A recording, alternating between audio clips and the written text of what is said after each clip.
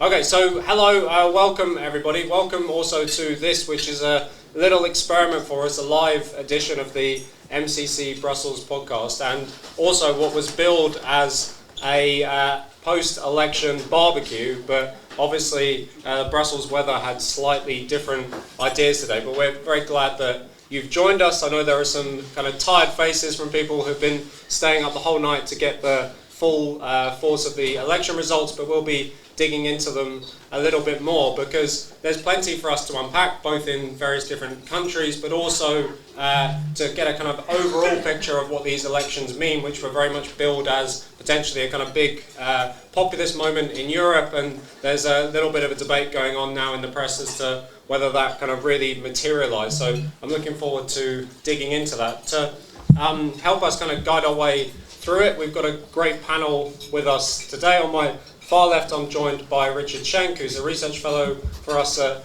MCC Brussels. Nearest me here is Scarlett, Karoleva, who's from Riks Europe TV. Many of you will know our executive director, Furedi, and delighted also to be joined by Kryger Fantini, who's managing editor at the European Conservative. I want to get right into things, so I thought I'd take some overall takes from people on, well, what happened, how do you digest the results? Was this the populist moment that many people were predicting and some of us in the room were hoping for? Frank, some first thoughts?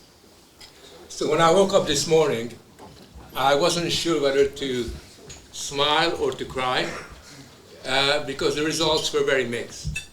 On balance, some very good things happened. From our point of view, I was delighted by the results in France, Austria. I was very happy that in Spain, Vox managed to get 10%, but on balance, the PP did reasonably well.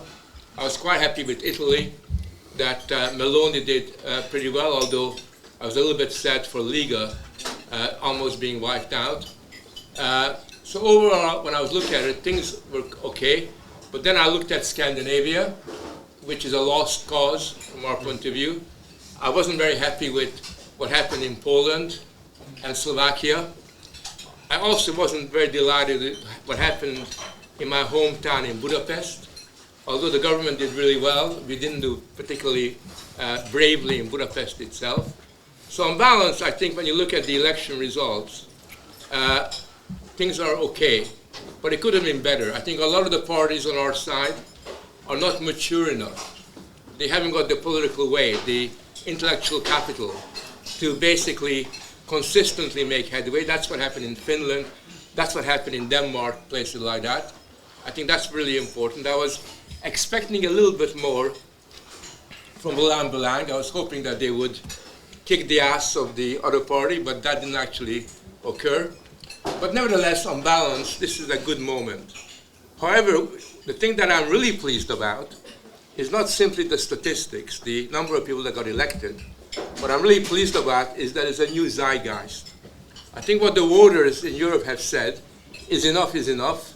I think Kryger in Portugal, which did quite well, said that message really, really clearly. Enough is enough. They also said that all the policies that they object to from the European Union, the Commission, the policies on migration, the Migration Pact, the policies on the Green Deal, the net zero policies, the policies on gender, and all these policies which the ordinary people of Europe do not particularly like, they now said enough is enough and we reject it. And therefore it means that even though we didn't actually manage to gain the momentum we need to take control of our destiny within Parliament and elsewhere, and even though the sad EPP with its centrist politics has managed to do pretty well, nevertheless, it's no longer possible in the next 5 years to shove down our throats all these crazy ideas that the Eurocrats are really all about. And that's a really, really positive result. I think for us, what's really important is to basically plan and prepare for the 4 years ahead to make sure that the kind of momentum that is beginning to happen, particularly in France, is something that we kind of build on, that we're braver the way we fight, we are more imaginative, we take the initiative. We no longer react and respond to what the Commission tries to do. We harness our energies to the possibilities that have been presented to us. Hopefully the Hungarian presidency is able to galvanize other societies, other nations to follow suit. And I'm sure that if all of us manage to work together, we get a good result. The main challenge that faces us, I know you're from many different countries, the main challenge that faces us is the right remains too divided. The right remains too fragmented. Everybody is positioning themselves. You never know what Le Pen is going to be up to tomorrow or what Meloni will do. You never know what the different parties will end up doing because they're all trying to position themselves. And in a sense, at some point, we're going to have to come together and unite, because if we don't unite, then an incredible opportunity, a once-in-a-lifetime opportunity for building a new Europe will be wasted and lost. So let's hope that our friends in the different parties get their act together and realize that solidarity is a much better way forward than just simply individually positioning yourself. Thank you. Here, here. And Scarlett, what are your first reactions to the election results? Any particular countries that have kind of caught your eye? I think it's always a game of numbers, and if we look at the statistics, maybe we didn't get the massive gain that we desired at the Conservative perspective, but at the same time, there were some losses, and it wasn't necessarily on our side, it was at Renew and at the Greens. They lost a massive amount of seats in Parliament, so I think this is showing a clear sentiment in Europe that people are not happy with the way things are currently going and that the status quo needs to change. And if we look at certain countries, I myself am from the Netherlands. The PVV won the national elections, and maybe they didn't win the European elections, but I would say they actually did. They grew from 1 seat to 6 seats in Parliament. 5 years ago, nobody thought PVV would get this amount of seats. So I think definitely a shift is changing, but like you said, we need to make sure that the Conservatives are being more aligned together if we really want to see a shift in Parliament. Yeah, great. And Richard, some opening thoughts? Yeah, some opening thoughts on the new Zeitgeist that Frank mentioned. I think it's important also to look to the political left and into the political center and look how these parties shifted their positions. I know many people do not believe politicians when they're campaigning or are disillusioned by traditional parties, but at the same time we have to see that, for example, Macron changed his lead candidate because the lead candidate was associated with the Green Deal at European level, and because of all these farmers' protests going on, he had to react to this and shift his position towards the farmers' position. Also look at Ursula von der Leyen's own party, campaigning basically against another corner of the Green Deal, the ban on internal combustion engines 2035, or look at all the change that happened regarding migration. So you already can see that this green wave that has been unleashed after 2019 has already come to an end. And because many of these parties were a bit freaked out after 2019 because of the Greens gaining 20 mandates, we will see how freaked out they will be if on the political right, like 40, 50 extra mandates are in the mix now. So, yeah. Yeah, and Ellen, Richard's outlined that certainly electorally things have changed, but at the same time there's almost a narrative developing that maybe the kind of right of the populist forces underperformed somehow, even though in many cases they kind of just did as they were predicted to in the polls. How have you kind of reacted to this?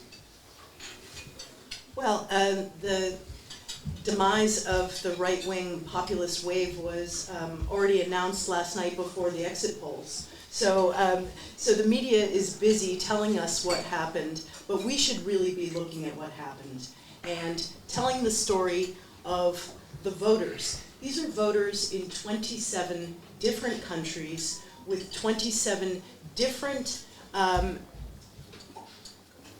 let's say, national issues. I mean, more than 27, but certainly issues in 27 countries. So we're talking about human beings, European citizens, who are asking themselves, is this the Europe I want to live in? And I think when we listen to the young people across Europe who certainly moved to the right, they're telling us that the status quo isn't working for them. So I think allowing the media, the mainstream, the legacy media, to tell us what happened, rather than us telling them what happened, and allowing the voices of the people who actually voted to say why they did what they did, I think we do the voters a disservice. And Frank, I mean, you mentioned earlier that certainly in Scandinavia, results didn't go the way that many of us might have wanted, but more broadly, when kind of the populist forces that some of us in the room are kind of supportive of did well, what do you think they kind of focused on? What changed the narrative of them, for example, in France? Well, I think that when you watch the way that the Rassemblement National operates, they become a very mature operation. They work exceedingly sort of professionally. They're almost sort of autistic in the way that they kind of ensure that they have the right people in the right place, and also very pragmatic, maybe a little bit too pragmatic for my liking, but nevertheless they basically decided that they're fed up with being a perennial opposition party. It's not fun being always in the opposition. It's not fun always being in the losing side. I know that myself, because I'm a born loser. I mean, I'm hardly ever on the right side of history.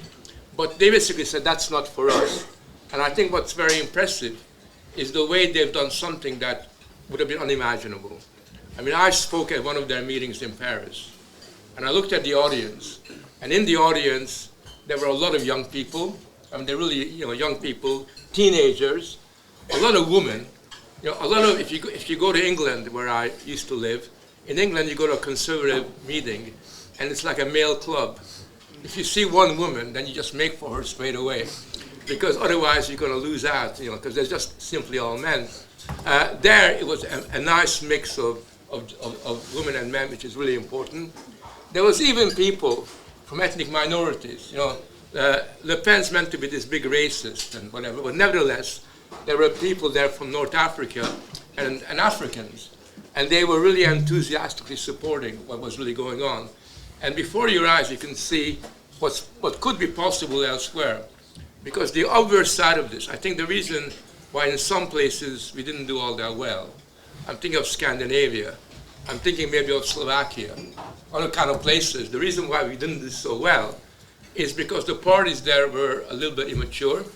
They're very unprofessional, a little bit unprofessional, and they don't realize that it's important for us to fight for every single vote and do whatever is necessary to get the last vote on your side, and not imagine that just because last year or the year before you performed well in the election, that's going to happen again. You must never take the people of Europe for granted. On the contrary, we're going to demonstrate that we're prepared to struggle for every single one of their votes. That we're going to struggle to make sure that each and every individual voice can be heard through the electoral process. In the end, and to me this is the best message of all, the best friend that we have is not the media, it's not the universities, it's not all these institutions that exist in Europe, certainly not the European Commission. The only friend we have, the best friend we have, is democracy itself. And that's something that we should really understand and use to the advantage. Yeah, and Richard, I mean, Frank just touched on a little bit, and some of us have been talking about the role of the youth vote. Obviously in Germany this has been kind of quite a surprise to European elites who were very much been pushing for a long time the idea you lower the voting age and you automatically kind of get a new group of voters. What have you made of the kind of changes in the youth vote in Germany? I think that the youth is leftist or green was a misconception from the beginning. So we always had this, the youth is very heterogeneous in its voting. Many people try out new parties a lot. And last time, 5 years ago, it used to be the Greens who profited from this volatility among youth votes. But there is absolutely no natural law that says that the youth is automatically leftist or green. And we have seen a backlash step by step. You mentioned Germany in the last federal elections, 2021. The Liberals were actually the strongest party among the youth, and now it's the AfD. So we saw step by step how the youth shifted its vote. And you don't even have to go to Germany and look at here in Brussels. how much the French-speaking Greens have lost actually in this university city at the European capital itself. Yeah, and Scarlett, lots of people have, and I mean the EPP themselves have obviously announced this is kind of their a really good election result for them. And what does this mean going forward? Is this kind of more of the stranglehold of the EPP on European politics, or is there an opening for something different? I think it will mean that Ursula will probably win a second term as being the president of the European Commission. She also announced yesterday in her victory speech that she's going to collaborate with Renew and S&D again. So I think it will mean that we're not going to see as much of a shift in Parliament as we initially hoped for. And then Frank, what changes to the European agenda do you think we might see going forward? I mean, if the kind of that left-leaning majority or coalition that the EPP have built, very much kind of the two signal policies of it being kind of issues towards migration and also the Green Deal, do we think there is the possibility for a shift here, or is there still much more work to do? On the migration, no. I think our political opponents are wedded to mass migration. They love to see the complexion of their cities alter. They are fiercely, dogmatically convinced that multiculturalism is the way of life. I don't know if you saw some of those SPD posters in Germany, which basically contrasted an old-fashioned white family with a mixed-race family, and basically the question was, which Europe you would like to see, in a weird kind of a way, where they themselves racialize things in a way that racists used to do in the past. Migration, I think, for them is like the final frontier. They will never give on that unless we force them to give up on that. On the other hand, on the Green Deal, the opposition is so strong now, the momentum behind challenging the Green Deal is so formidable that I think there's a very, very good chance that we can begin to force them to retreat. What is important, and this is the most difficult challenge of all, is whether you and I in this room and others like us are able to develop the arguments against the environmentalist ideology. Because the ideology, the hysterical ideology about global warming, the hysterical ideology about net zero is still phenomenally strong, even amongst the young people that voted for the AFD and elsewhere. And I think that's one of the challenges that we have to demystify the environmentalist case so that people can see for themselves that the world is not going to end tomorrow or the day after tomorrow, and we don't need to transform our life and subordinate it to the exigencies of the Green Deal. Yeah, and then reflect on that, but also it seems to me that where people have, or parties have kind of advanced a successful argument against the Green Deal, they've really connected that with issues of the economy, which despite repeatedly people saying the fact that the economies in major European countries and minor ones is really not delivering for them, that the whole discussion of the economy has been kind of absent from the election very much. What do you make of this, and is this the kind of way we connect the kind of dangerous tendencies of the Green Deal to people's lives? Well, yeah, the discussion of the economy was striking in its absence, I think, for all of the parties and all of the platforms. There just was very little discussion of it.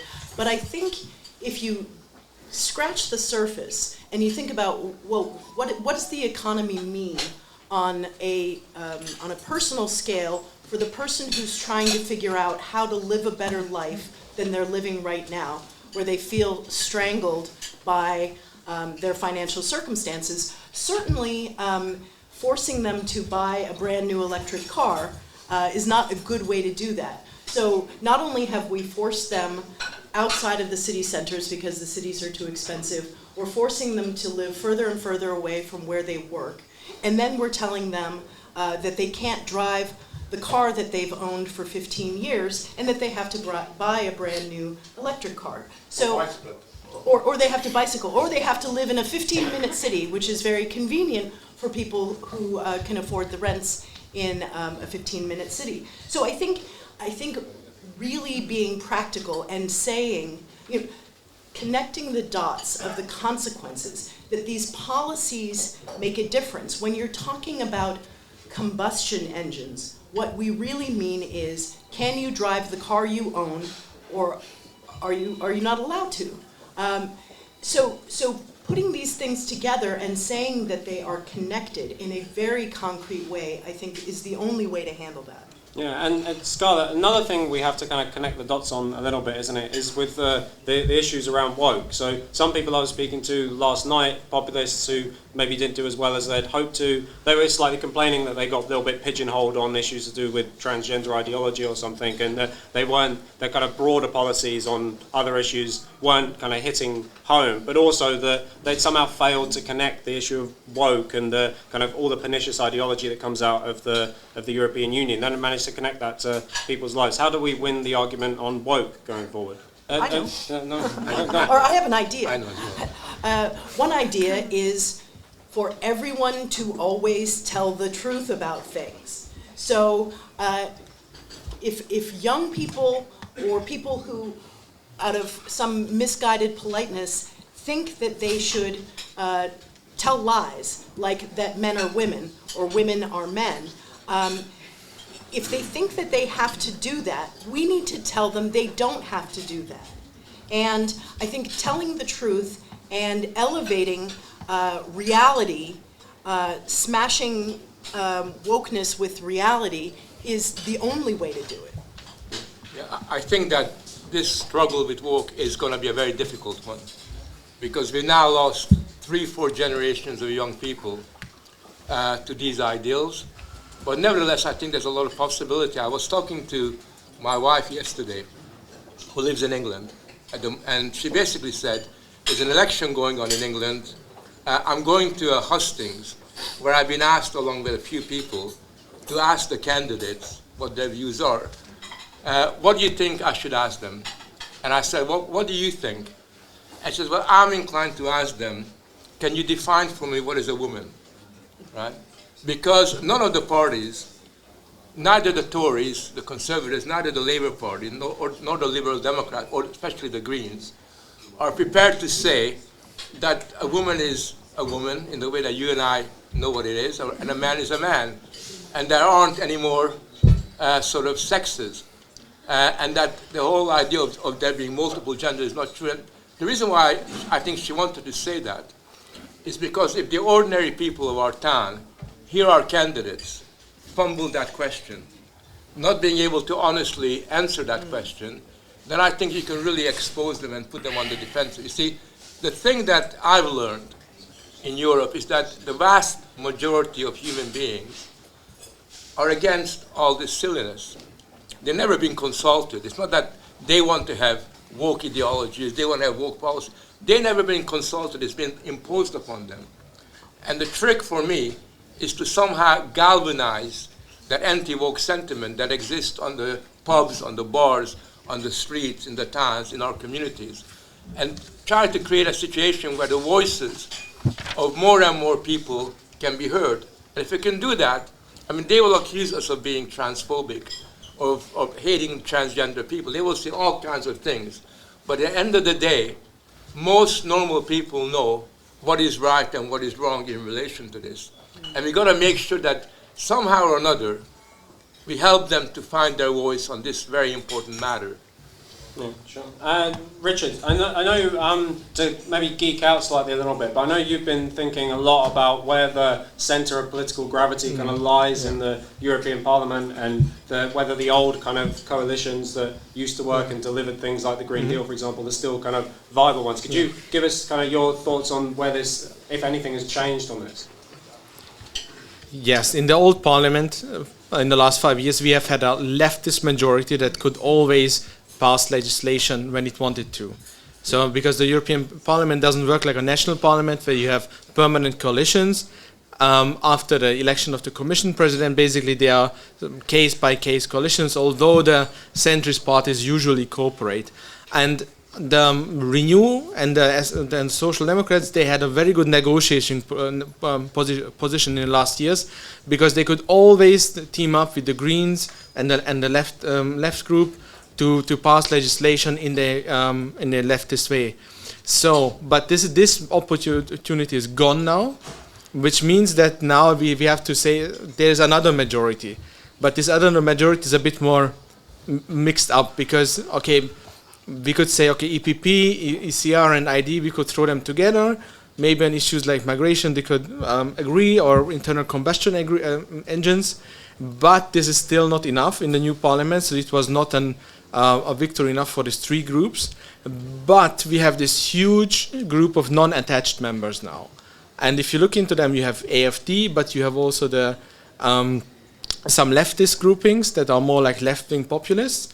And I think they could still shift the center of gravity in the parliament to the right on certain issues, certainly in economic terms, but also on security issues. But this is still not a very cohesive new majority that we face. So it is going to be a hard fight for whoever is in charge of the new parliament, who is leading the political groups, to create really constructive majorities in a new fashion, like in the old parliament the leftist groups did. Yeah, Alan, come in on this. Well, I have a couple thoughts. Number one, the left is very, very good and has been for a long time about seeing the long view. And I would urge the right-wing parties and some of the new populist parties who are going to be coming to Brussels to be thinking in the long term. So, of course, be thinking about the current session that they'll be starting, but also think past that. And I would also suggest that it makes sense to stop calling the EPP the center-right. I think if we stop calling and referring to the EPP as the center-right, then the accountability that they'll receive from the voters who said to themselves, well, gosh, the media told me that I was basically voting for a conservative bloc. That was a lie. So if the parties who are members of this EPP group consider themselves to be on the right, consider themselves to be populist, nationalist, sovereigntists, then they need to ask themselves whether being part of a club that would shove them aside at a moment's notice is where they want to be. So stop calling the EPP center-right. Yeah, I mean, maybe other people want to come in on this, because I think this is one of the really important questions for us to get to grips with. Obviously, they've returned more MEPs in the EPP, so it looks on the face of it for a good result for them. But how do we, as it were, demystify what actually it means to be part of the EPP? And I think lots of parties have this kind of instinctive identification. They want to be seen on the centre-right, but we know time and again that it's often the influence of the EPP that's kind of the biggest stranglehold, even more so than the left and the Greens, is they have such a stranglehold on European politics and especially on populism. Frank, how do we kind of demystify this? Well, I think first of all we got to realize that we have a problem, because a lot of people got illusions in the EPP. Even a lot of my colleagues, when I came to Brussels, were telling me, try to make friends with the EPP. Well, trying to make friends with the EPP is like sort of a death wish, basically. Whenever I meet somebody from the EPP, they look at me when I come into the room as if I'm Dracula, and you expect a cross to be put up there, so I would kind of get out of there. They wouldn't have a cross. Sorry about the cross, but what their symbolic equivalent is. But the thing about the EPP is they are our biggest enemy. And the reason why they're our biggest enemy is because they give that centrist, technocratic imagination credibility. Without the EPP, the Commission and the bureaucrats that operate in Brussels would not be able to deliver and gain such influence. The EPP, particularly its German sort of wing, is there to basically make sure that change does not happen. I mean, for the CDU, CSU, what they really like is the status quo. And they don't realize that by opting for the status quo, they're not going to have Europe remaining the way it is. Under the status quo, woke ideology will get stronger and stronger.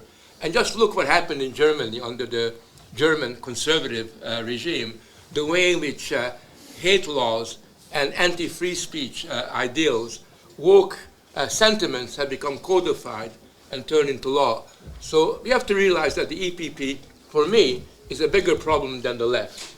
Right, the Greens, much bigger problem, because we know with them where they stand. It's very, very clear what they're about. But the EPP dishonestly gives the impression that in some shape or form they resemble a conservative movement. And I think that our job, in a sense, is to wake up and wake up all the other people. The EU people will never come close to us. There's going to be no coalition with the EU people. It's outside the realm of possibilities. I'm prepared to bet, sort of 50 euros against you, €1, that's not going to happen in my lifetime, or possibly even in your lifetime. So in that sense, I think a systematic demystification campaign of what the EPP is really all about is really important. We've got to nail them every time they vote in the wrong way. We've got to nail them every time they basically suck up to von der Leyen and all these other kind of bureaucrats. We've got to nail them every time they attack Hungary or Slovakia or any other nation that dares step out of line. And I think nailing them time and time again, so force them on the defensive, I think is really crucially important.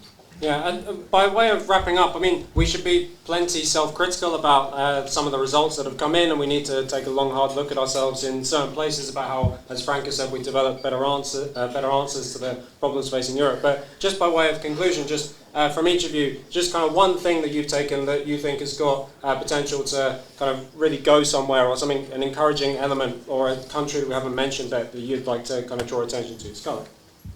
Or Richie, you can start. Well, to be honest, for me, the biggest surprise was Belgium itself, where we are standing now, because this party system here in Belgium is so entrenched, and basically it's the most entrenched party system in Europe, to be honest. It's like combining all the entrenching elements of Scandinavian and Central European political systems into one, and even here you saw some kind of tectonic shift for Belgian relations. So this was actually pretty interesting to watch, because a country like Slovakia is, for example, very volatile in its how people vote. So to achieve change there is relatively easy for new parties. Or in Czechia, a newly funded party of the car drivers managed to get some seats. But here in the very heart of Europe, where you have this very old political system, you have this almost mythological EU hovering over the political system as well, that here something changed, and it's going to be a small change, but nevertheless it was a change. It was very fascinating to see. Yeah, last remark that I wanted to say is that I wanted to look at the overall vote turnout in Europe, which is 51%. It's not that low, but it really shows that people are really not aware enough how important Brussels is to them. I think it's really also our mission to make it salient for people that if they really want to see changes also within their national borders, we need to look to Brussels, because the majority of the decisions are being made here. And I think this is something that we should focus on in the upcoming 5 years. Because if we really want to make sure that people go to the ballot and use their democratic right to vote, they need to understand why it is relevant for them. Yeah, very good. I agree, especially you're seeing turnout kind of slightly creeping up over the years, and I think that's the increased salience that people give to what happens in Brussels. But Helen, anything to leave us with? Sure. I mean, I think perhaps adding to that and slightly altering it, people who vote for the European Parliament elections often think that the solutions lie in Brussels. But their votes also reflect their national sentiments. So if we think about the fact that the people who voted for this populist moment generally don't really vote for European Parliament elections anyway, and the push is to the right, that says a lot of good things about what's going to happen in national elections. National elections are way more important to the ordinary person than what happens in the European Parliament. And so that's the momentum that we should be pushing and encouraging, and helping these young parties to mature, and because new governments forming that are on the right will then lead to other changes here in Brussels. So it's all incremental, and we shouldn't compartmentalize and say, okay, well, pretty good in Parliament, but let's not worry about what's going on in the national scene. This is a reflection of the sentiments on the national scene, and it probably was subdued because a lot of the people who want to kick the bums out don't go to vote for European Parliament elections. Frank. Yeah, so my reaction is very selfish.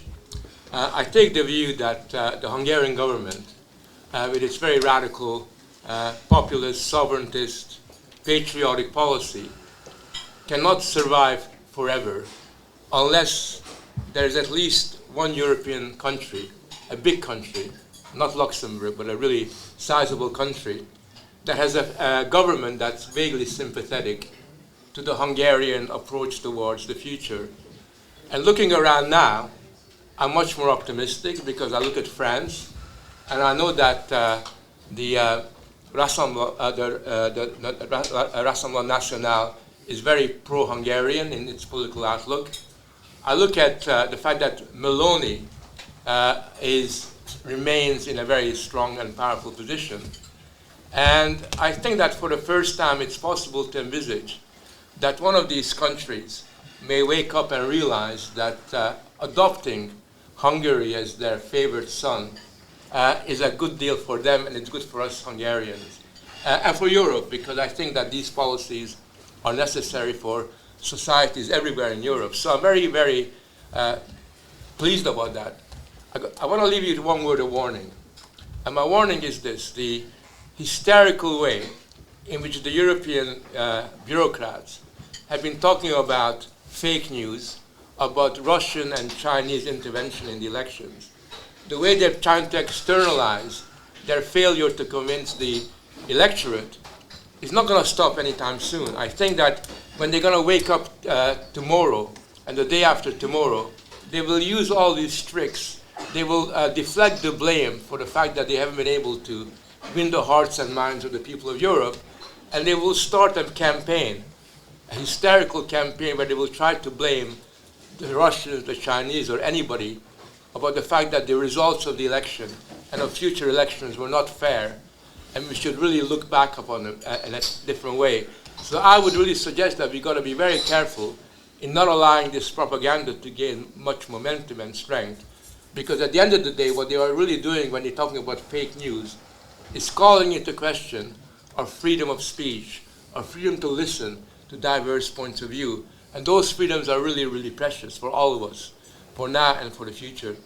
Yeah, thanks, Frank, and thanks to the whole panel. I hope you've enjoyed this discussion. I hope you all by now know who we are at MCC Brussels. I'd really urge you to follow us on social media, especially on Twitter, where we're particularly active. And also, given this was a kind of test run of a live edition of our podcast, I hope you will go and subscribe to our podcast wherever you get them on your phones, or also on YouTube, because we do like to film them, and we're doing a lot more in this space. So hopefully you'll kind of get to know us through that. But for now, please join us, have another bite to eat, have another glass of wine, and I think we've all got a lot of talking and networking and thinking to do about how we make the most of the new forces that might be showing up in Brussels, and we'll be doing some more work on that ourselves. But for now, can we thank the panel?